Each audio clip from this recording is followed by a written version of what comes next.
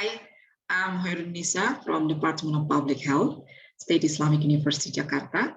I would like to present the results of our study entitled Association Between Breakfast Frequency and Cardiometabolic Risk Factors in Indonesian Adults. Cardiometabolic disease is a major cause of morbidity and mortality worldwide. In Indonesia, the prevalence of cardiometabolic disease continues to increase, and this has caused a heavy burden on the healthcare system. The importance of dietary control in relation to metabolic health have been investigated. However, the association of breakfast frequency with cardiometabolic risk is still conflicting. Breakfast intake is considered an important behavior for preventing obesity and cardiometabolic disorders. Many studies have examined the relationship between breakfast intake and body weight in adolescents, but only a few studies investigated this relationship in Indonesian adult population. The objective of this study was to examine the association between breakfast frequency and cardiometabolic risk in Indonesian adults. We used a cross-sectional design and 400 adults participated. Breakfast was defined as the first meal of the day that breaks the fast after the longest bedtime and eaten before daily activities. We categorized breakfast frequency based on the number of days eating breakfast. Skipping was breakfast 0 days per week, irregular was breakfast 1 to 4 days per week, and regular was breakfast more than and equal to 5 days per week.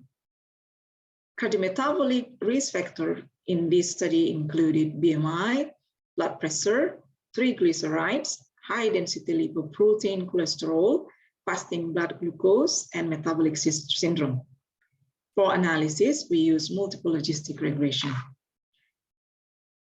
And as shown in Table 1, we presented characteristics of participants. Mean of age of participant was 52 years. More than 1/3 of participants were women and married. Participants were less likely to have more than high school education, less likely to be smokers, and less active.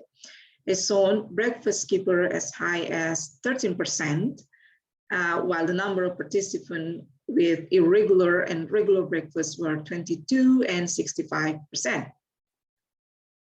In this table, cardiometabolic values in participants according to breakfast frequencies are presented. The means of cardiometabolic values were slightly lower in the regular breakfast group compared with others group, suggesting that cardiometabolic profiles among regular breakfast group were likely to be better. Table 3 shows the odds ratio of cardiometabolic risk according to breakfast frequency. Multivariate analysis adjusted for potential confounders so that eating regular breakfast have lower risk for abdominal obesity, elevated fasting blood glucose, high triglyceride, high blood pressure, and metabolic syndrome compared with breakfast skipper. We have to acknowledge that our study has several limitations. First, participants were not randomly selected. This may lead to selection bias.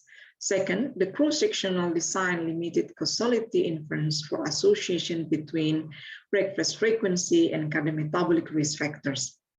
Information about breakfast was self-reported, and this may cause information bias due to subjectivity of respondents in reporting the frequency of breakfast. In conclusion, the cardiometabolic profile of participants with regular breakfast were likely better compared with breakfast skipper, while regular breakfast to lower the risk of metabolic syndrome was observed, the association was not significant. This is the end of my presentation. Thank you.